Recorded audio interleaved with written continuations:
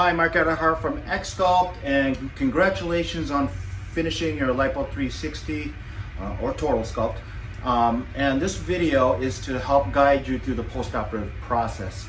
I know that I sent you some documentation regarding this during your preoperative visit or your consultation, but I want to make this video because sometimes it's a lot easier to hear it than to read it. Okay, so hopefully you're at home now or you're at your hotel, and you'll have likely discovered that you're wearing this abdominal binder with some foam underneath it, okay? And you likely have two plastic tubes or drains coming out from the lower pelvic area, and you have some dressings over your incisions over the front and the back, okay? Now, a couple of things regarding taking care of those drains. It's really important that you empty these drains routinely. I do have a separate video on that, which I have likely sent you. If you didn't receive it, it's searchable on YouTube. How to take care of your surgical drains by me on our XSculpt channel. So please watch that very carefully, because you need to empty these drains pretty regularly to make sure you don't get any fluid buildup. Your incisions are open, and you should be draining fluid from these incisions, and that's important because as much of the fluid as we can drain out as possible, the less stays inside you, the less contributes to your swelling, and the faster you're healing. So we want them to drain out. Now, the fluid will be bloody.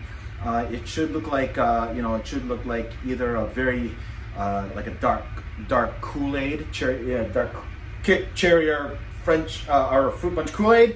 But it shouldn't be like very thick blood clots or like a very thick, dark ketchup type drainage. And if it does look like that, please text or call me. Okay, now, so you're gonna drain from those incisions for the first 2 days. I would expect you to drain from those incisions for the first 2 days. So it's really important to wear that compression to aid in that drainage. Okay.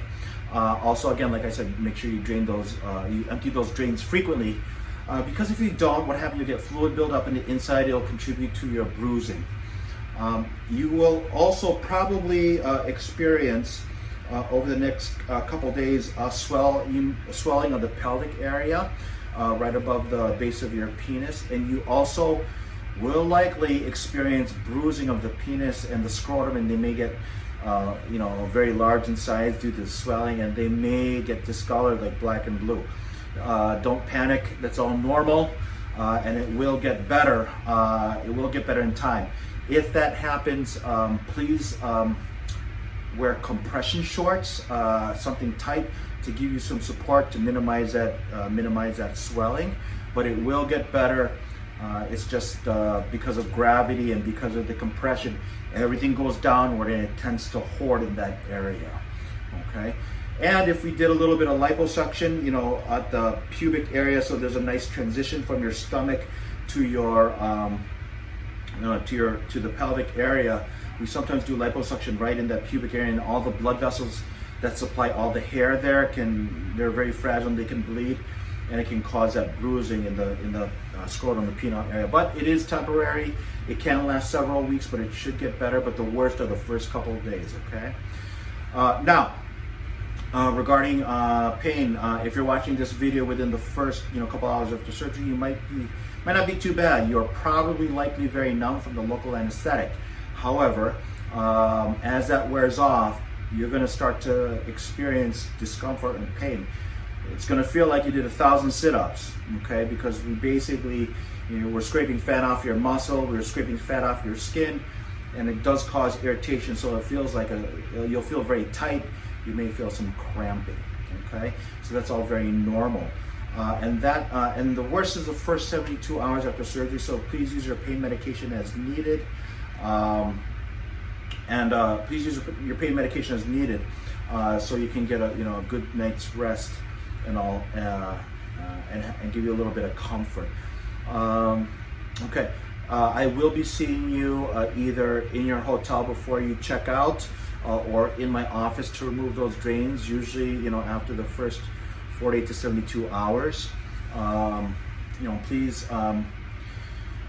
please text me a picture after the first 24 hours of your abdomen to see how everything looks. You can shower after 24 hours, okay? Just pat dry around the dressings, around the drain entrances that go into your skin. That's no problem.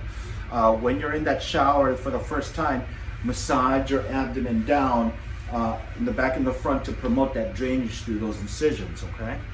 And then replace the foam and the binder as soon as you dry off and everything. Now, okay, so that's so that's the first couple days what you can expect. Now, what's going to happen over the first 2 weeks is your abdomen's going to really swell up and bruise, and that's normal after surgery. So the more you can, basically, I want you to wear the compression vest and foam 24/7 for at least 2 weeks, ideally 4 weeks, to limit that swelling. Because the more we can limit that swelling, the faster we get to your final result. Then after 4 weeks, I'd like you to switch to a compression shirt one size smaller than you normally wear, and that's mainly for your comfort. Because you'll discover once you walk around and your skin jiggles, it'll be uncomfortable. Because what's going to happen in the second phase, your body's going to turn all that swollen areas into scar tissue. Okay, so to help this process along, I want you to do a couple things. Number one, first of all, like you can take off the vest. You don't need the foam. You just wear a compression shirt one size smaller than you normally wear for support. Number two, we talked about that powered massager. You plug into a wall. Get one of those powered massagers that plug into a wall that vibrates really fast and go all over your abdomen, on the top, the sides, the bottom, pelvic area, the love handles in the back, and do that for about 10 minutes. Because what that's going to do is going to help relieve a lot of the swelling. It'll help break down a lot of the scar tissue, and you'll heal faster. It makes everything a lot more even. And number three, I'd like you to start doing your exercises, okay, for the abdomen specifically.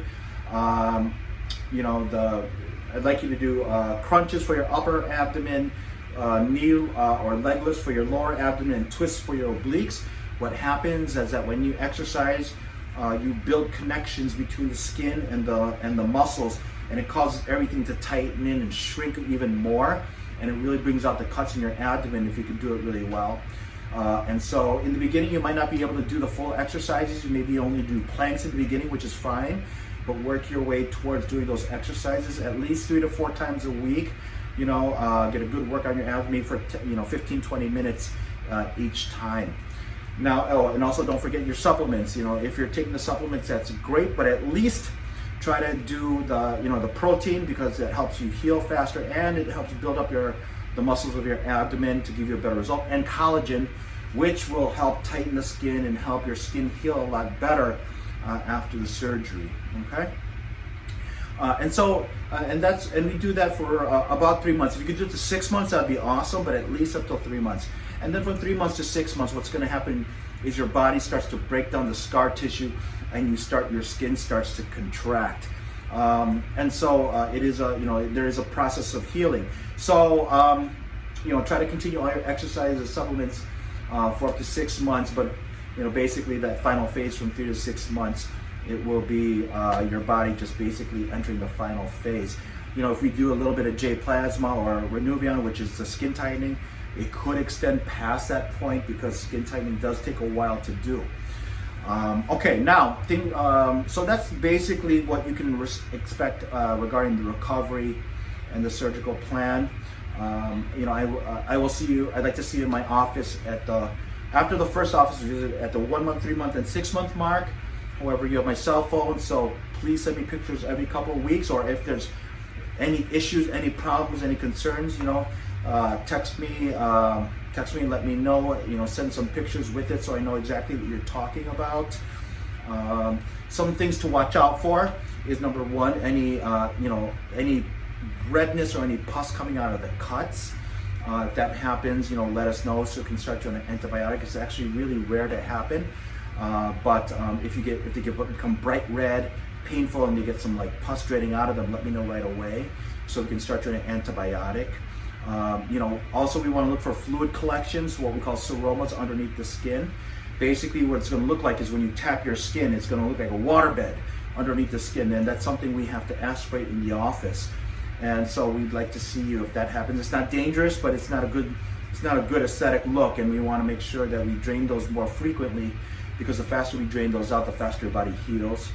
And then hematoma, again, is a blood collection. If you have like, it looks like a ball underneath your skin, it's all black and blue. Super uncommon with these Lipo360s, but we have to, you know, if that happens, that's something we also want to know about. Send me a picture or call me, and so we can evaluate that, because if that happens, we want to see you in the office, and you know, we're going to have to work on resolving that. Just to watch out for it. If you start, you know, maybe, you know, you have to watch your pain. Your pain should slowly get better each day. It shouldn't get worse. If you discover your pain over the first couple of days getting worse and worse and worse, if you start having fevers or anything like that, you start throwing up, you have to let me know right away, or go, you know, you have to let me know right away, because that would be something highly unusual. You know, once your incisions start, once those incisions stop draining, it's important to care for them appropriately so they heal really nice. Usually I recommend any type of scar cream or any type of unscented moisturizing. You just put that on those cuts, you know, every day after you shower. We do that for about 6 to 8 weeks. Avoid direct sunlight to those areas, because that can tattoo the skin, but they usually heal very well, and then you can, you know, over time, you'll barely be able to see them. I think basically that covers, you know, pretty much what to expect in the post-operative period. If you have any questions, you know, that I didn't cover here in this video, send me a text, give me a call, send me an email, and I'd be happy to answer as fast as possible. And then I'll see you at your first post-operative visit. All right, thank you very much. I am going to see you soon, and let me know if you have any questions. Bye.